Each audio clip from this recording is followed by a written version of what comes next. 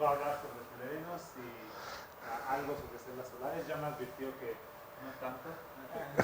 No, sí, celdas solares, pero Sí, no teóricas. no teóricas. Pues espero que disfruten la plática. Estoy muy curioso de ver qué es lo que Bueno, haces, porque yo hago la parte numérica de estos cosas, perfecto. entonces. Bueno, pues muchas gracias por venir. En particular, estamos hablando de trabajo que se hace en taller de ciencia de materiales del Tlahuizcalpan, del cual soy coordinador. Al final vamos a presentar a algunos colaboradores y los alumnos involucrados en este trabajo. Bueno, el título es Propiedades ópticas y eléctricas de la interfaz de fullereno-porfirina, C60H2TTP. El nombre es, bueno, es tetrafenilporfirina y tiene un núcleo de hidrógeno, bueno, dos átomos de hidrógeno. Y esto estamos hablando en su aplicación para celdas solares. Ya hay muchos trabajos de celdas solares, de fullerenos y de porfirinas y de la mezcla. En todos estos trabajos que se han hecho hasta ahorita, bueno, creo que aquí hay unos más recientes, se concluye que para las celdas solares de C60 es importante la morfología y el empaquetamiento molecular de la interfase. ¿Qué significa esto? Que cuando yo genero mi material de bulto, que en este caso va a ser el que absorbe la luz, es importante que las moléculas, al ser depositadas, cualquiera que sea el método, deben de tener un mayor empaquetamiento. Debemos de tener, en principio, materiales muy densos. El C60, hacer una pelota, como se ve aquí atrás, puede tener un empaquetamiento FCC, lo cual lo hace muy eficiente, y de tal suerte que en ese tipo de empaquetamientos, las nubes electrónicas de la superficie se trasladan. Entonces, para esto, no, en este caso, se puede ver que deberían de ser optimizadas la movilidad de portadores. ¿Por qué? Porque en el principio, cuando tenemos una celda solar, lo que necesitamos es una zona de generación donde se generan los portadores de carga, una zona en donde se separan los portadores de carga y se pueden transmitir o se pueden llevar los electrodos para generar la conversión de luz en electricidad. Entonces, para las celdas solares que se han hecho a base de porfirina, puse esta imagen para que vean cuál es el núcleo de la porfirina. Estos dos átomos son los átomos de hidrógeno. Estos se les llaman los grupos pirroles, estas secciones, y los anillos aromáticos que están aquí pegados a los extremos, en vértices opuestos, son los grupos fenilo. Es importante que recordemos esto. Podemos pensar que este grupo pirroles o anillo central de la porfirina es un anillo plano. Bueno, vamos a pensar que es una molécula cíclica, que es un anillo plano. Lo que hace la diferencia es que por propiedades histéricas, bueno, espaciales, estos grupos fenilo no se encuentran solamente perpendiculares en su superficie a la superficie de la porfirina. Pueden estar incluso curvados dos hacia abajo y dos hacia arriba.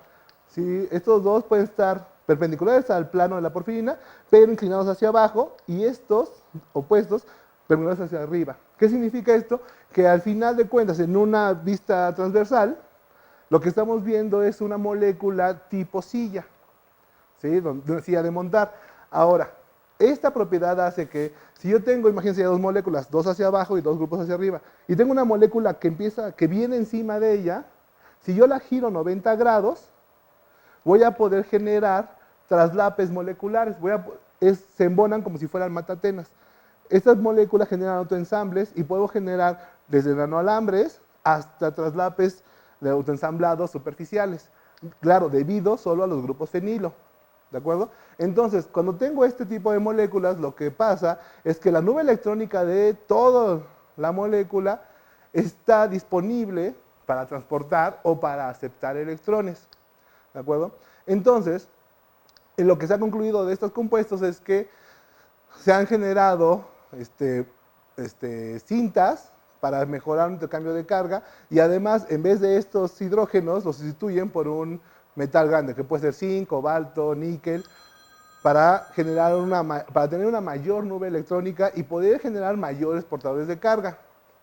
Sin embargo, en los mecanismos de generación y transferencia de carga en estos dispositivos no ha quedado explicado. ¿Qué significa? Que no se sabe dónde se genera la carga, no se sabe de dónde sacan la carga, la porfirina, cuando se transmite, bueno, para transmitirla a través de la superficie, y tampoco saben en dónde se recombinan los portadores de carga. Entonces, lo que estamos intentando es entender estos fenómenos.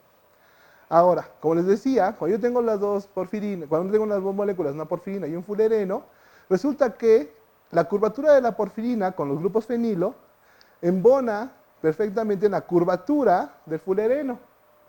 No quiere decir que yo voy a tener uno a uno, puedo generar uno a uno, pero si lo pensamos un poquito más a nivel molecular, si yo tengo un empaquetamiento de fulerenos, el más cerrado, que por ejemplo podría ser una pelota y sus 6 vecinos, cuando yo pongo una porfirina encima, el otro vecino del fulereno ya no permite que tenga una porfirina aquí encima.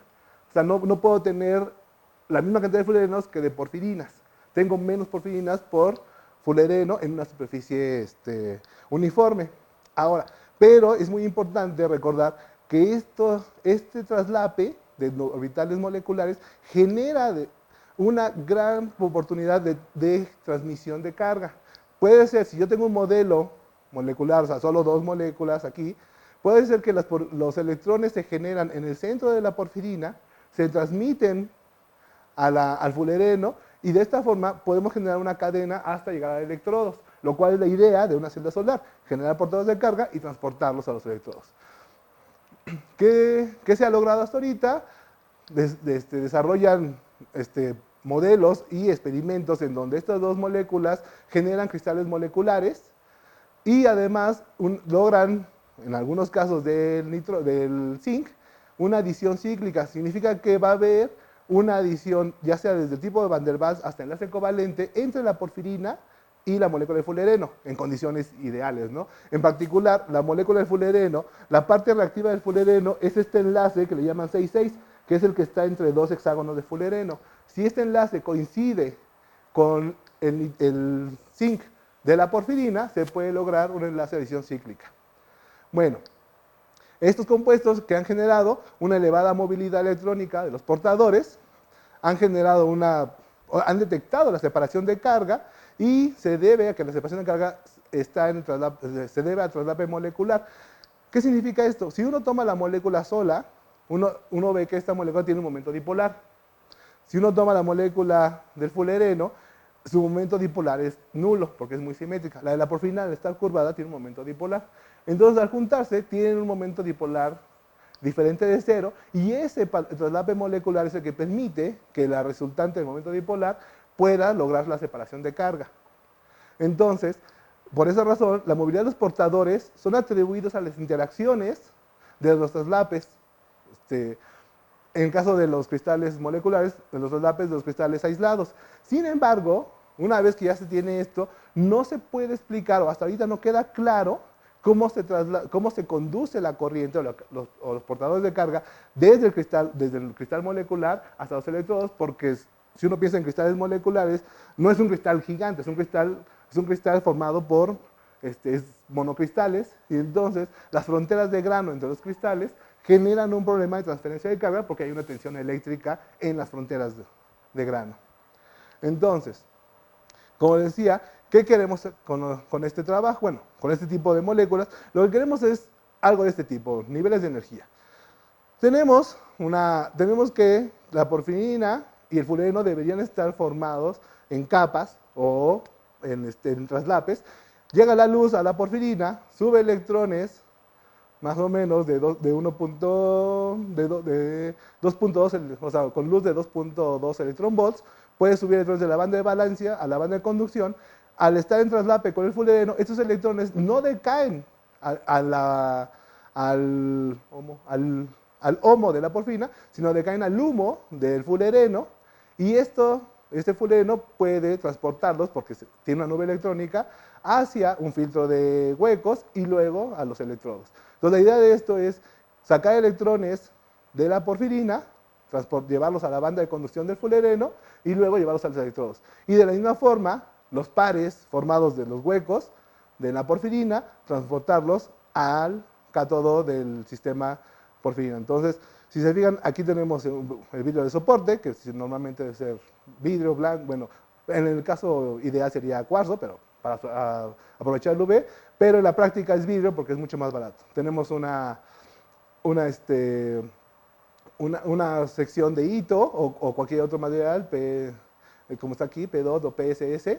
Luego la capa de donadores, la capa de aceptores, en este caso la de donadores es la de porfirina, la de aceptores, no, bueno, es una mala traducción, pero así es. La de aceptores de electrones es la de fulereno y luego ya se van a los electrodos. Ahora, en algunos casos, cuando se hacen celdas solares, no se depositan capas, se depositan materiales en bulto, como los habíamos mencionado, en cristales moleculares de ambas moléculas. Entonces, al interior de esta capa activa hay dominios cristalinos o dominios moleculares en donde están mezcladas los fulerenos y las porfirinas en muchas secciones. Aquí solo tenemos dos capas estrictas y solo una interfase. Entonces, ¿cuál es el objetivo de los trabajos que se hacen en este sentido? Es disminuir la recombinación en las interfaces. Como decía, las fronteras de grano son las que nos provocan recombinación de electrones y además lograr que los portadores de carga lleguen a los electrodos. Temas, aunque suena fácil, lo que es importante es, el punto es qué pasa en la interfase. ¿Por qué en la interfase se nos están recombinando los portadores de carga? Y además, si es suficiente disminuir la recombinación o también tendríamos que tratar de incrementar el camino que pueden recorrer los portadores de carga antes de recombinarse en la interfase. De esa forma podríamos salvar que la mayoría se recombinen y que algunos alcancen al siguiente cristal y lleguen hasta los electrodos. ¿De acuerdo? Entonces nuestro objetivo es entender qué pasa en la interfase. Para entender qué pasa en la interfase tenemos que saber o tenemos que tratar de controlar cómo generamos nuestros sistemas.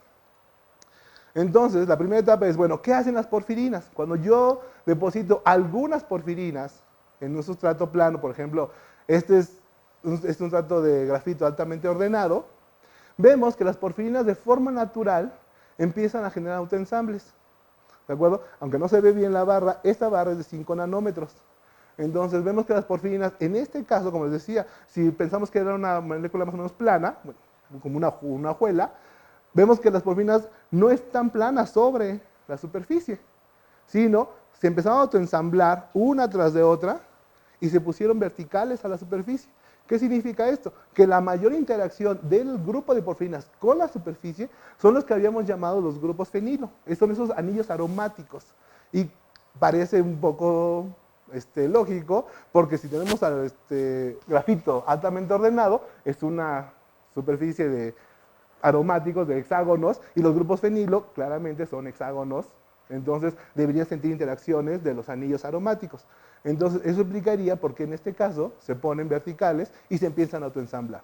Entonces si vemos, las moléculas de porfirina empiezan a generar autoensambles, pero no solo eso, no es un autoensamble grande, empiezan a generar cintas, que es lo más curioso. Y estas cintas están bastante bien definidas. Ahora, ¿qué hacen las películas de C60? El fulereno, no, como es una pelota, lo que hace es buscar su estado de menor energía y entonces se empieza a aglomerar, la película crece como aglomerados que van desde los 50 a 200 nanómetros. Con condiciones de evaporación o de depósito, que nosotros sabemos de evaporación térmica, podemos generar, si la evaporación es muy lenta, generamos aglomerados muy grandes. ¿Qué significa? Que las moléculas, como llegan poco a poco, les da tiempo de migrar y juntarse en aglomerados muy grandes.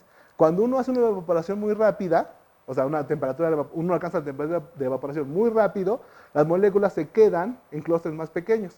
Entonces se puede controlar el tamaño de los aglomerados con respecto a la tasa de evaporación.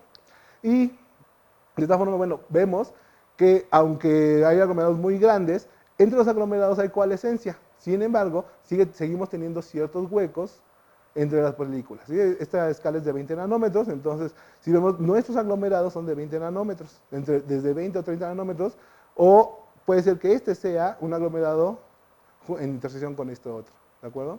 Ahora, si uno baja, aunque estas imágenes tal vez no se vean tan bien, porque ya no es tan fácil llegar a nivel molecular, uno baja la resolución y empieza a ver esos aglomerados, podemos ver fulerenos individuales, cómo se empiezan a ordenar sobre nuestros sustratos. Si ven, este aglomerado, que es más o menos de 6 nanómetros de largo, tiene 2, 4, 6, 7 moléculas de largo.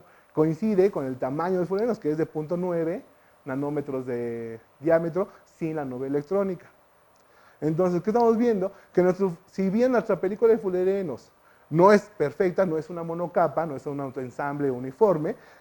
Si vemos que sí es muy uniforme y que en la superficie podemos diferenciar a los fullerenos de forma individual con respecto, bueno, y al crecer en aglomerados, incluso los aglomerados se pueden diferenciar de forma individual.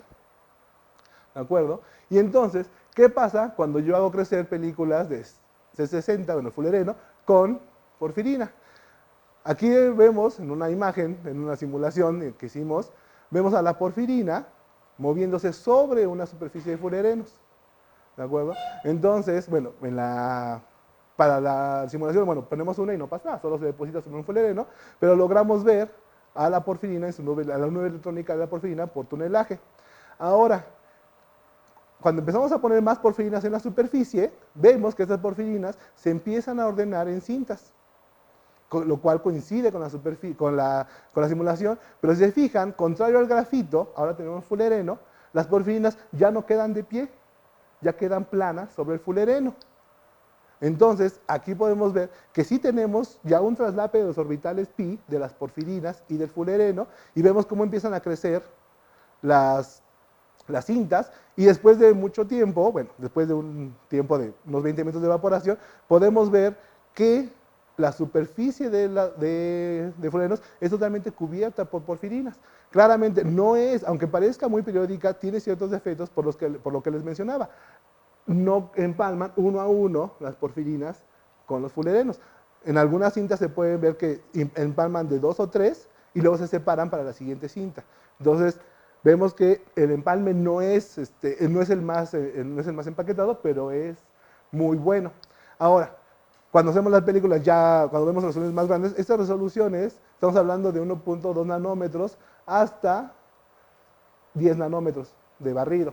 Cuando ya tenemos resoluciones más grandes de 500 nanómetros, vemos, por ejemplo, cómo crece la película de fullerenos y vemos que la rugosidad, bueno, no rugosidad, sino la distancia entre las crestas y los valles de la película conformada es a lo más de 17 nanómetros. O sea, nos parece que es muy uniforme la película, considerando que un fullereno es de 1 nanómetro.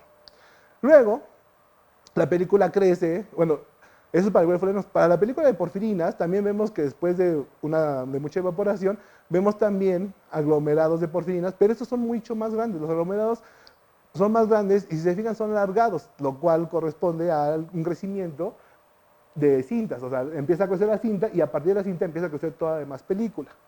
Ahora, si hacemos un depósito temprano, o sea, empezamos a depositar fullereno primero, que es la base, y luego le aventamos algunas moléculas, cuando le depositamos algunas moléculas de porfirina, vemos que la porfirina sigue creciendo en cintas. Claramente esta no se ve como estas porque ya es mucho material, pero sí vemos un crecimiento preferencial de ordenarse en cintas sobre el fullereno, como lo estábamos viendo en este tipo de imágenes a nivel molecular y en la simulación. Y para películas ya de 100 nanómetros de porfirina sobre el fullereno, pues vemos que ya no reconocemos el sustrato de fullereno, sino solo vemos la porfirina en aglomerados alargados. ¿De acuerdo? Entonces, vemos que nosotros sí podemos controlar al menos la forma de crecimiento de las porfirinas, que nuestras porfirinas tenemos evidencia de que crecen en traslape de orbitales con el fullereno y coinciden el mecanismo de crecimiento de las porfirinas. Entonces, ¿qué pasa si yo analizo ópticamente estos materiales? Resulta que cuando uno hace espectroscopía visible, lo primero que uno hace finalmente, o lo más común que se hace, es sacar el gap de las moléculas, sacar el famoso gap óptico que coincide con el gap eléctrico, pero cuando analizamos con un poco más de detalle qué significa cada uno de los espectros, podemos ver, por ejemplo, que la banda Soret de la porfirina, que es la principal aquí en 430, y toda la literatura la sitúa en 430, está compuesta por dos bandas BX y BY. Esta aquí, si lo ven, aquí se ve un hombro, ¿de acuerdo? Y ahora, esta banda BX y Y, ¿quién las produce? Estas bandas son producidas o se pueden expresar debido a la interacción de las moléculas de porfirina. Si las porfirinas están traslapadas entre ellas de forma planar o de forma autoensamblada en capas. Entonces, estas bandas o el comportamiento de estas bandas me dicen cómo se están comportando el depósito de porfirinas, me está diciendo cómo se están aglomerando. ¿Sí recuerdan? Si hacemos cintas, eso significa que los traslapes son orbitales pp. Si estas porfirinas se autoensamblan en un plano, como lo habíamos visto en el fullereno aquí, entonces se expresa más una de estas bandas. Normalmente la Bx depende de, la Bx a las interacciones orbitales es 60, o sea, la Bx, la que está de este lado, corresponde a los traslapes de los orbitales pp planos, y la By corresponde a los traslapes de los grupos fenilo, a las interacciones de los grupos fenilo.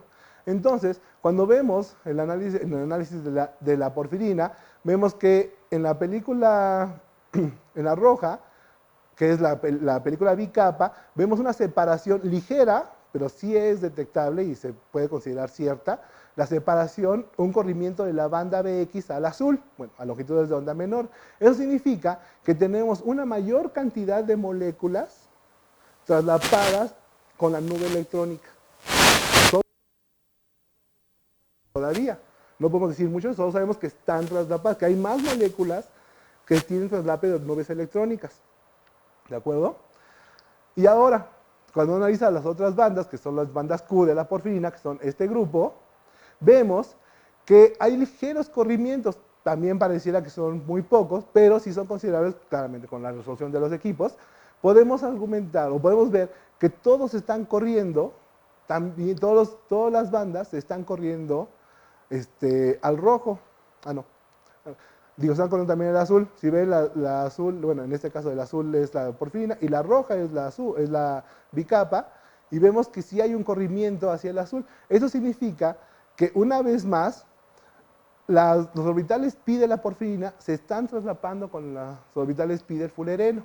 Entonces, de un análisis un poco más metódico de la absorción de V visible, vemos que sí tenemos una separación o un ordenamiento. V nos dice que hay un ordenamiento de nuestro material o de nuestros dos materiales y estamos promoviendo la interacción de los orbitales. ¿De acuerdo? Ahora, eso es para 2 capas. Cuando lo hacemos para 3 capas, cambia un poco el espectro, el corrimiento no se ve tan claro. Aquí está la banda solar de la porfirina, y la banda, la banda roja punteada es la tricapa. Vemos que no se aprecia tanto esta banda solar, hasta podríamos pensar que se adelgaza. Sin embargo, cuando vemos la suma, cuando hacemos la suma de las tres, como si fuera una suma aritmética, vemos que la banda Bx se disminuye. La banda Bx, que era el hombro de este lado, empieza a disminuir su interacción. ¿Por qué disminuye la interacción? Estamos pensando que hay menos interacción de traslapes, o con 3 capas en vez de con 2, o es posible que la suma de los fullerenos, al tener 3 capas de fullerenos, el efecto o la respuesta óptica de la porfirina se está viendo disminuida. No que no esté pasando el traslape, sino que la señal que estamos viendo de la porfirina se ve opacada por la absorción del fullereno en esta región. ¿Sí? Por eso es bueno, y por eso más o menos es saludable poner la suma aritmética y el espectro de la película tricapa, porque vemos que sí hay un poco de diferencias en estas bandas.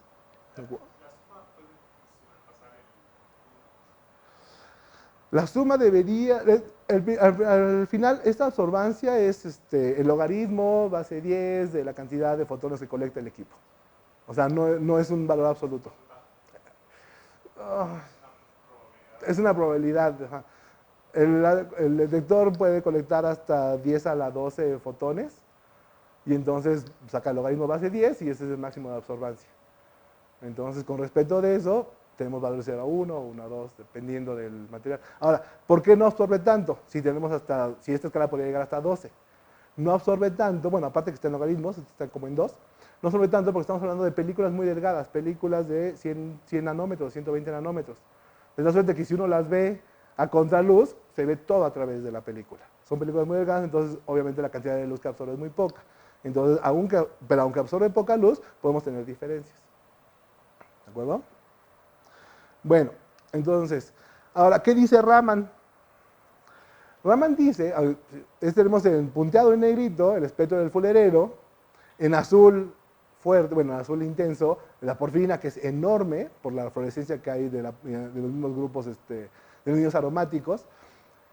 Y vemos que la suma de, bueno, el espectro Raman de dos películas, que es el rojo, se traslapa prácticamente con el espectro de la azul, de la porfirina sola. ¿Por qué se traslapa prácticamente? Cuando vemos el modelo, a ver si creo que lo debí poner aquí, cuando vemos el modelo aquí, lo que hacíamos era tener una capa de fulereno, bueno, había una capa de porfirina aquí y una capa de fulereno de este lado.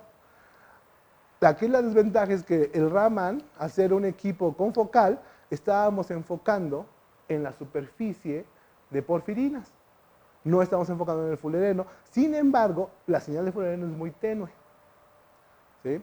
Ahora, pareciera que no pasa nada, podemos argumentar que están las dos especies, está el pico de fulerenos, el principal, el PP, el 1456, traslapado con uno de porfirinas, y el 500, bueno, no está 500, pero dos picos de fulereno aparecen en ambos espectros. Ahora, podemos decir que están las dos muestras ahí, están las dos partículas, pero podemos analizar estos ligeros cambios.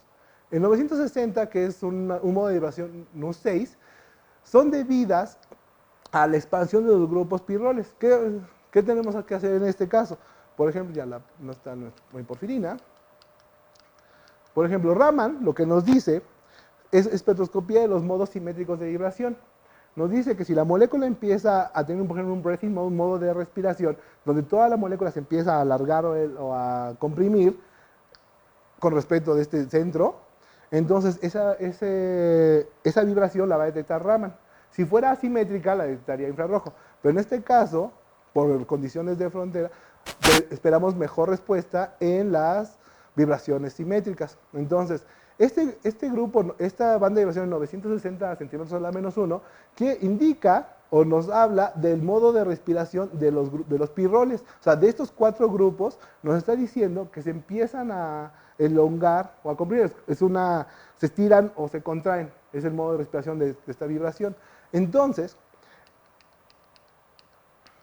vemos que aunque sea muy ligero, tenemos un incremento en este modo de vibración. ¿Qué significa tener?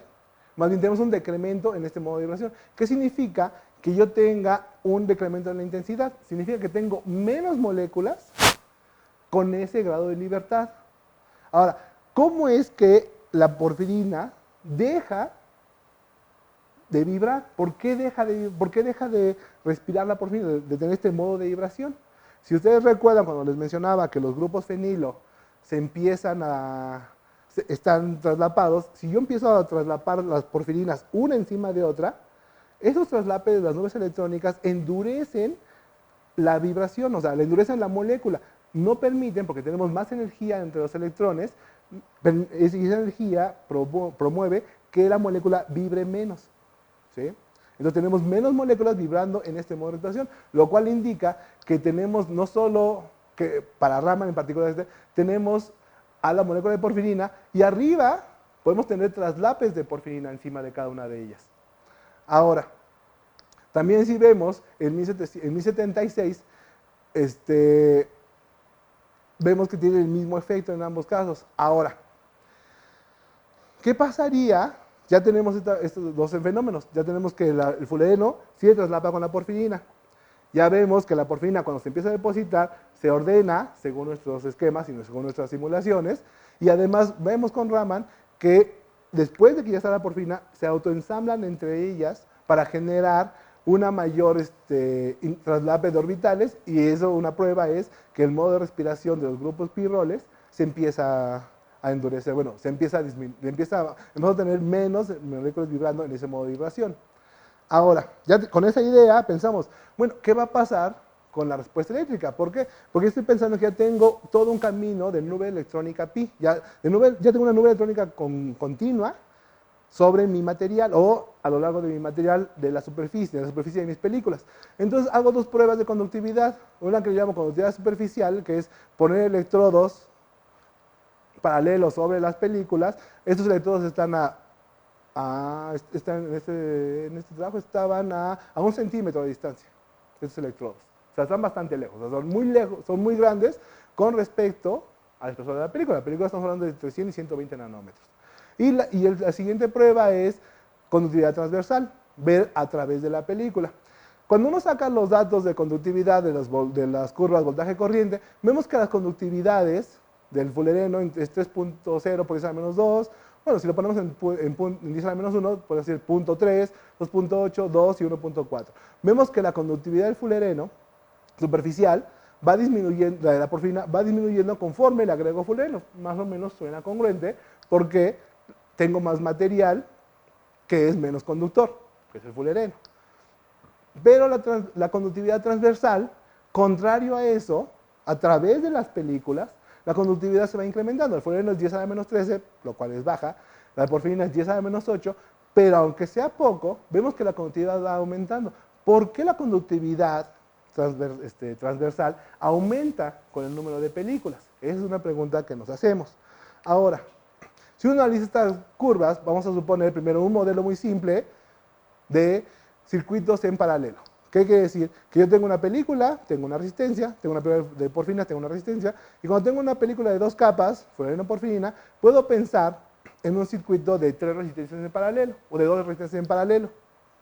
Si hago esto, puedo ver que la resistencia medida, o la conductividad medida de la película de 2 capas es de 0.2, y la resistencia del circuito equivalente de 2 capas es de 0.15.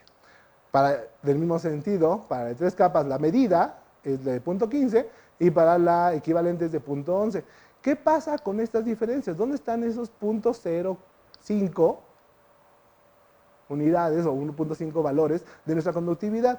Bueno, resulta que si yo considero a este sistema como un sistema de tres elementos, quiere decir que tengo el fulereno, la porfirina, y tengo un elemento más, una resistencia más en paralelo, que yo le voy a asignar la resistencia de la interfase. Entonces, cuando yo agrego la interfase a mi modelo de circuitos, todas las conductividades salen igual. O sea, que yo puedo considerar a la interfase como una película o un material independiente del bulto de fulerenos y porfirinas. Ahora, uno podría pensar, pues la interfase, ¿quién es? ¿No? La interfase pareciera que solo es una molécula de porfirina con una molécula de fulereno. Y pareciera que es muy poco material para generar tantos cambios en la conductividad.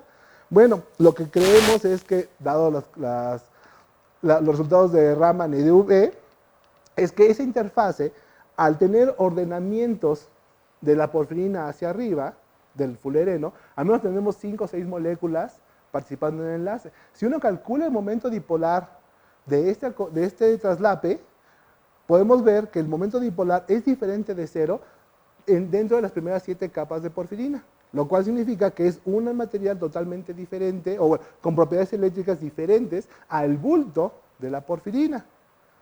¿De acuerdo? Ahora, 7 capas tampoco suena mucho, pero si consideramos que las películas tienen 120 nanómetros la más grande y son de 2 materiales, cada material tiene 60 nanómetros, más o menos. Si un fulereno mide 1 nanómetro, pues tenemos que el fulereno tiene más o menos 60 capas, y de esas 60 capas, unas 5 o 6 están participando de interfase, y también de la porfirina. Entonces, del total de 100 capas, de 100 o 120 moléculas apiladas, un total de 12 están formando la interfase. O sea, estamos hablando del 10% del material que están trabajando o se están comportando como un material diferente llamado interfase. ¿De acuerdo? Ahora, cuando uno hace la conductividad transversal, uno tiene la conductividad del fulereno, bueno, en esta escala logarítmica se ve más o menos en el orden de origen, digo en horizontal aquí, es muy baja. El fulereno estamos hablando de 10 a la menos 7, de 7 por 10 a la menos 8 o 0.8 por 10 a la menos 7 Siemens por centímetro. Y vemos que la de porfirina está muy arriba, estamos hablando de 4 órdenes de magnitud, 1, 2, 3, 4, casi 5 órdenes de magnitud por encima del fulereno. Pero cuando yo pongo 2 capas, cuando yo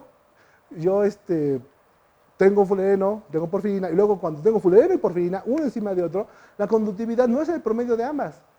No es el promedio de ambas como o no disminuye como lo vemos acá. Acá está fulereno, acá está porfirina, 2 capas está en rojo, y la conductividad, claramente no es el promedio, pero sí baja. En la conductividad transversal, la conductividad se incrementa. Y luego cuando le pongo 3 capas, una vez más se incrementa otra vez. ¿Qué pasa con este fenómeno? ¿Por qué la conductividad transversal se mejora? Pues resulta que suponemos que la conductividad se incrementa con el número de interfaces, pero además la interfase, al mencionar que tenemos un grupo de moléculas en la interfase con un momento dipolar total, este momento dipolar está promoviendo que las cargas que se generan o las cargas que se producen en el bulto de la película tengan una mejor posibilidad de acercarse o de llegar a los electrodos. ¿Sí? Ahora, ¿esto qué significa? Que la interfase, la cantidad de interfaces está aumentando la longitud de difusión de los portadores. Quiere decir que nuestros portadores van a poder recorrer mayores caminos, o sea, unas longitudes mayores, aunque sean moleculares, que es solo al tener interfaces, una interfase o un material mezclado, como los cristales moleculares que se mencionaban en los artículos del inicio. Entonces, lo que estamos viendo es que estos traslapes, estos traslapes moleculares, este momento dipolar y esta interfase es consistente con una deslocalización de la carga de la porfirina a través de la conjugación de los enlaces con los anillos, los anillos del macrociclo de porfirina con la nube electrónica del fulereno. Entonces, lo que vemos es que sí es posible generar el mismo comportamiento que se reporta para ese tipo de materiales a partir solo de incrementar el número de interfaces y que estas interfaces sean hechas de forma muy cuidadosa. O sea, no agarrar una mezcla, como muchas veces ya se agarra porfirina, fulereno, lo mezclas en acetonitril o tolueno o cualquier solvente cancerígeno, lo mezclas, lo depositas en un soporte por spin coating o por evaporación del solvente y se quedan ahí agregados. ¿Sí?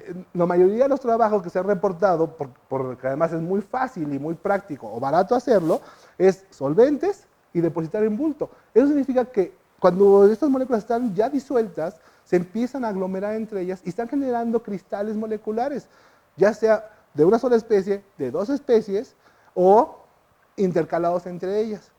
Lo que nosotros proponemos es que si uno genera películas delgadas de un material uniforme, con un depósito suave, de tal forma que podemos controlar cómo se depositan las moléculas de porfirina sobre el fulereno, podemos lograr que se genere este tercer material o esta interfase y que esa interfase genere todos estos efectos. No necesitamos de dopar ni modificar estos materiales. Y aquí, aunque bueno, no se ha dicho mucho, estos materiales de la porfirina están en su forma prístina. No tienen un núcleo metálico gigante como el zinc, o el cobalto o el níquel. ¿Sí? Tenemos la misma respuesta eléctrica con las moléculas prístinas, lo cual significa que la forma de depósito de las películas es mucho más sencilla. No tenemos que hacer procesos químicos para modificarlas.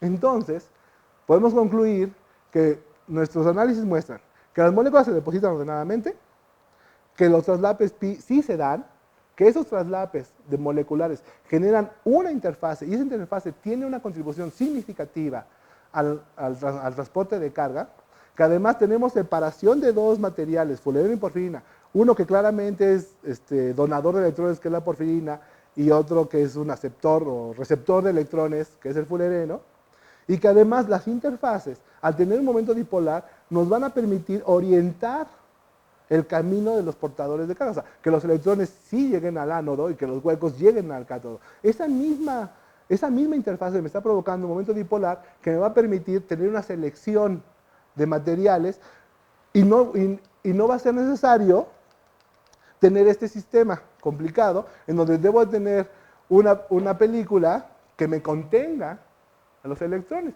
que me contenga los huecos, una trampa de huecos o una trampa aquí de este lado de portadores, digo, de huecos. Entonces, eso es lo más importante. Creo que me falta una diapositiva donde estaba el modelo. Bueno, no importa.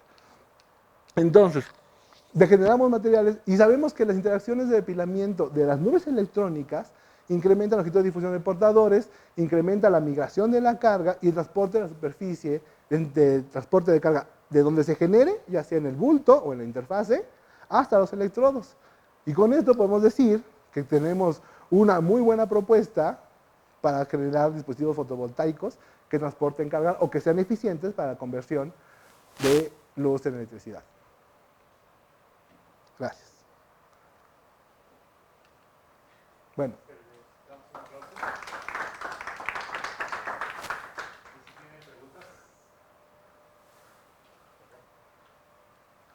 Entonces, la forma en que se te van a autoensamblar Ajá. depende de la tasa de evaporamiento y Sí. también depende del soluto. No, es que como lo hago en evaporación, yo puedo controlar una evaporación de, claro, bueno, no en cantidad, pero de 3 moléculas. No, pero tú dices que disuelves. No, lo que hacen en general los demás trabajos es que disuelven, Ajá. lo disuelven. Entonces, tú lo que estás Yo lo que hago es evaporo térmicamente. es que- Agarro, lo meto en vacío, pongo el material, Ajá. genero una rampa de calentamiento óptima Ajá. para que no se rompan, no se degraden y no se autoensamblen antes de llegar al fullereno. Y además tengo puedo controlar tasas de crecimiento desde 5 nanómetros por minuto. ¿Qué significa esto? Si una molécula, si esta porfirina mide de grueso 0.8 nanómetros, estamos hablando de 6 moléculas por minuto. Ahí lo O que sea, pasa son es muy que pocas hay moléculas. muchos trabajos, Ujú. te lo digo. Bueno, yo no lo hago, pero me suena. Ajá. Es que hay mucha gente está haciendo autoensamblaje. Sí, así, mira. Y lo Así. que me llama la atención, así que lo que me llama la atención es que muchos hacen autoensamblaje por lo que le llaman box packing. Ajá, empaquetamiento. Ujú. Y, o sea, mucha gente Ujú. hace autoensamblaje por empaquetamiento. Y me gustó mucho esta parte de que dependa de la rapidez de evaporación, porque Sí. estás metiendo un fenómeno térmico, el autoensamblaje térmico. Hay un poco de trampa aquí. Bueno, uno menciona todos los detalles, pero sí podemos generar tu ensamble, pero cuando tú evaporas material por evaporación física, lo que tienes es una molécula sale del crisol, llega al sustrato con cierta energía. Lo que va a hacer esa molécula depende de la energía de interacción de sustrato, bueno, en este caso fullereno-porfirina, la energía de interacción de porfirina-porfirina, porque si ya hay una ahí, la otra va a llegar y se va a pegar, y la energía de interacción de aglomerados de porfirina con porfirina. Entonces, si uno maneja esas energías de interacción, uno puede decirle a la porfirina, llega y no te congeles, no pierdas toda tu energía y empieza a migrar, de tal forma que llega y al migrar le damos tiempo de que se ordene sobre el fullereno. Estás dando un shot. Entonces, yo le estoy dando una energía de salida del crisol. ¿Cómo hago para que no la pierda? Lo que hago es calentar el sustrato. O sea, estás como compensando una con... Sí, haz de cuenta que la energía llega en temperatura, salen a 270 grados centígrados y para que puedan migrar, el sustrato debe estar a 240. Obviamente, una gran cantidad de moléculas van a llegar y se van a reevaporar, pero las pocas que no se reevaporen van a tener la suficiente energía para migrar en el sustrato y no quedarse en una trampa energética como puede ser un defecto o varios fullerenos acomodados. Entonces es como más trampa, bueno, no es trampa, es como muy artesanal decir, a ver, ¿cuál es la energía que yo debo mantener? Las diferencias de energía para controlar, cuando uno hace la ecuación de la energía libre de Gibbs, uno encuentra todas esas diferencias. Entonces estás manipulando en esos intervalos. Sí. Otra pregunta, ¿lo que le llamas a la longitud de difusión es el camino libre medio? Sí, en este caso sí. Pero es más grande el camino libre medio porque depende de muchas variables. Si aquí nada más estoy pensando en diferencias de potencial. Sí, el camino de difusión. Pero entonces, siguiendo lo que pregunta Patsy, hay una especie de atracción entre Fullereno y porfirina. los que se están ordenando Son las porfirinas son las porfirinas. sobre el fullereno. Es una molécula de porfirina y tiene eso que ya nos mostraste. Ajá. Como justo tienen esa forma de silla, La curvatura, ajá. puedes ir acomodando una con la otra. Ajá. Ahora acabas de explicar ahorita que si hay suficiente energía, están bailoteando las moléculas Ajá. en su superficie y se encuentran. Ajá. Ajá. Ahora, si siguen bailoteando, podrían encontrarse y separarse nuevamente. Entonces, quiere decir Sí. que cuando se encuentran hay un enlace allí entre Hay un enlace que, bueno, no llega, su energía no le permite que lo llamen enlace. Es una interacción electrónica tipo Van der Waals. Sí. No. eso sostiene el enganche. Eso sostiene el autoensamble. Ya, ya. Sí, y ajá. Ya, distinto que no acabo de entender del todo. ¿Dónde Es están los muy modelos? importante Perdí por fin. en tu discusión la separación de cargas. Ujú. Entonces sí entiendo que cuando la porfirina cae encima del fulereno se facilita esa polarización de cargas, Hay un momento dipolar, ajá. esa separación. Ajá. Lo que no consigo es cómo convertir esto en una diferencia de voltaje para una celda fotovoltaica. Ah, O sea, se facilita acabas de discutir que se facilita la corriente, ujú, ¿no? sí. Pero la polarización, si no pones una diferencia de voltaje, ¿cómo mueves esas cargas? Ah, porque en Tienes una el, diferencia de voltaje. en el modelo nosotros tenemos este sistema. O sea, estamos trabajando en este sistema. Fulereno y porfirina. Claramente aquí tenemos una interfaz, es lo que estábamos mencionando en este trabajo. Ahora, esa diferencia de potencial inicial la va a dar la luz. Ajá, la O luz va sea, a hacer que se brinque de aquí para la allá. luz va a hacer que brinque del HOMO, de la banda de valencia de la porfirina, a la banda de conducción de la porfirina. Entonces, una vez que esté en la banda de conducción, en vez de decaer a la banda de valencia, esta le va a ser energéticamente más favorable caer a la banda de conducción del fulereno. Ajá, ¿Sí? eso facilita la conducción. Es lo que, la generación de la generan los portadores y facilita la conducción. Entonces, está del fulereno, después tenemos que brincarlo a un medio conductor de electrones. En general se hacía este tipo de medios, o sea, lo que se hacía era poner aquí una trampa de huecos para que solo pasen electrones. Ahora, lo que nosotros estamos proponiendo es que no necesitamos todo este arreglo, porque las mismas capas me van generando esas diferencias de potenciales, esos pequeños momentos dipolares que van a promover que las cargas migren en interfaces.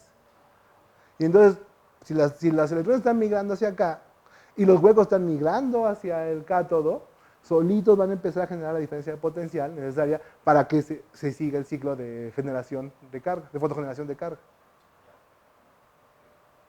Ujú. Otra pregunta. Yo sí tengo una. ¿Han medido algo ya directamente sobre la corriente que producir? La potencia que tenía. Ahorita es que nuestros sistemas, al ser un sistema de 120 nanómetros, la potencia está en 0.001 en porcentaje de eficiencia. O sea, súper baja. Claramente, o sea, no porque sean malos, sino porque ajá, son muy delgadas. O sea, al final, ¿cuánta luz va en verdad a interactuar?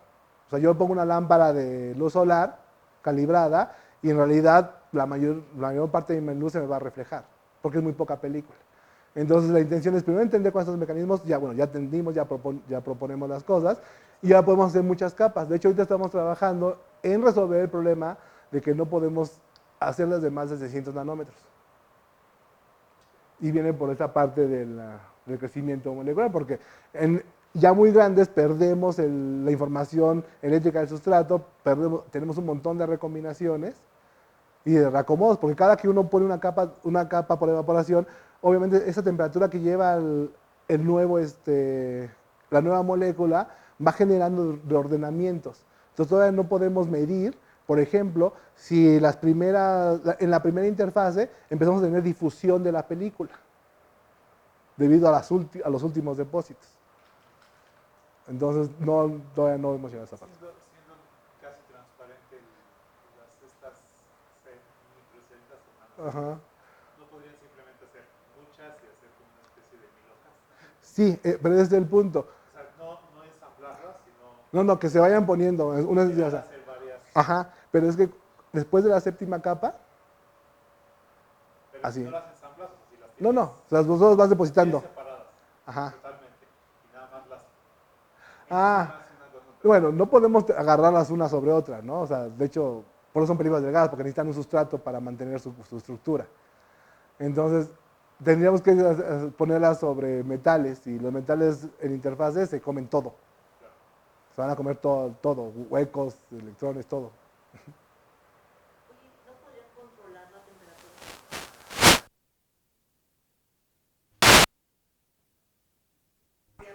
Sí. temperatura, que tuvieran Ten- alguna Una manera celda de- Peltier, Ajá. estoy tratando de encontrarme en un pasillo una celda Peltier para... Sí, porque a lo mejor si le controlas, te vas quitando porque localmente Ajá. te va a molar mucho. Sí, sí, porque al final yo no sé cómo está afectando la transferencia térmica a las primeras capas. Entonces, si yo puedo enfriar, entonces debería de poder mantener la estructura. Además, como congelarla, ¿no? Si podía poner ahí 200, ya unos menos 10 grados, digo, no ser tan fresa, 10 menos 10 grados, ayudaría muchísimo. Pero todavía no logro instrumentar un dedo frío para eso, ni encontrarme una celda, ni encontrarme una celda Peltier en un pasillo como para que para enfriarlo, o sea, además para vacío. Porque además eso tiene que ser en Lizar a menos 6 toros. Sí, una celda Peltier estaría bien padre. Sí, pero Ay, digan No, antes que las hacen. no las pueden hacer con las técnicas estas de enfriamiento láser o algo así. no, porque vas a meter láseres, entonces tienes que tener unas cámaras con ventanas. Entonces cuando tú evaporas, la nube electrónica empieza a depositarse en las ventanas. Y entonces ya pierdes otra vez. No me estuvo tomando ya no es broma los Marcos, porque Marcos tiene muchos juguetitos con sus celdas Peltier. Sí, el problema de esas celdas son eficientes en ambiente, pero Como tienen esto lo tienes que estar en alto vacío. No, y ahí el problema es cómo controlas.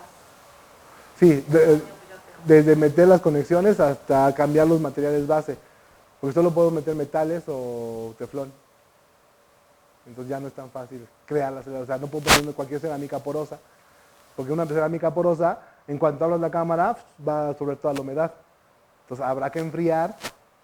Pero una vez que enfría, si quieres deshumidificarla dentro de la cámara, todo lo que saques de humedad se va a quedar en la cámara o en tus materiales. Entonces tendrás que cubrir el material con una compuerta y eso sería meter otro atravesador mecánico a la cámara. Entonces como que poco a poco se empiezan a hacer complicado el experimento. ¿Alguna otra pregunta? Sí, claro.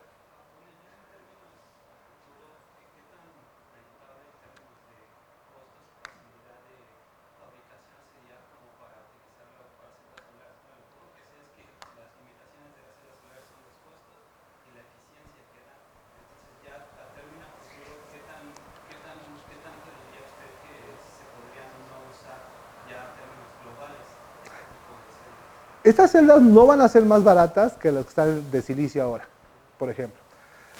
La ventaja de estas celdas es que por los mecanismos de generación, o sea, evaporación térmica, una empresa grande o un laboratorio muy grande puede generar todo un riel o un tren de crisoles y evaporar películas grandes. O sea, ya una vez hicimos con Héctor Cruz un sistema de esos y evaporamos películas de 30 centímetros de ancho y por metros, ¿no? De longitud. Entonces se puede crear. Entonces se puede industrializar, es muy fácil bueno, es fácil de incrementarlo, no es tan barato, pero es fácil de hacer. Entonces, no va a bajar mucho los costos, pero sí va a bajar sí va a mejorar la eficiencia, un poco la eficiencia en la producción de carga, pero lo que sí nos va a quitar mucho es la generación de residuos. Como no estamos usando ningún tipo de químicos, ni solventes, ni reactivos, ni ningún material de estos así súper contaminantes o cancerígenos para disolverlas, entonces el costo de consumibles secundarios va a bajar demasiado. Y no solo eso, además va a bajar también las consecuencias al medio ambiente.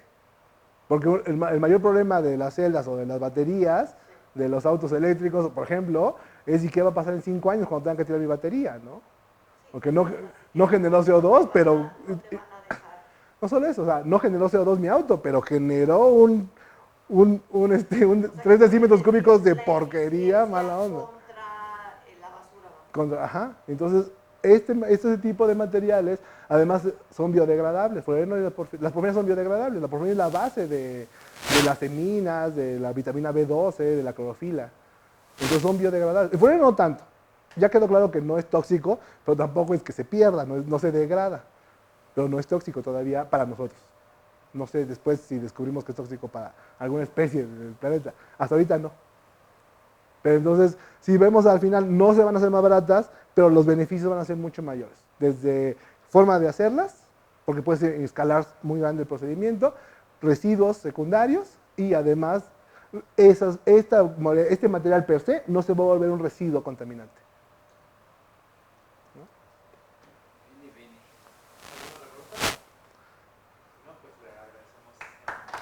Muchas gracias.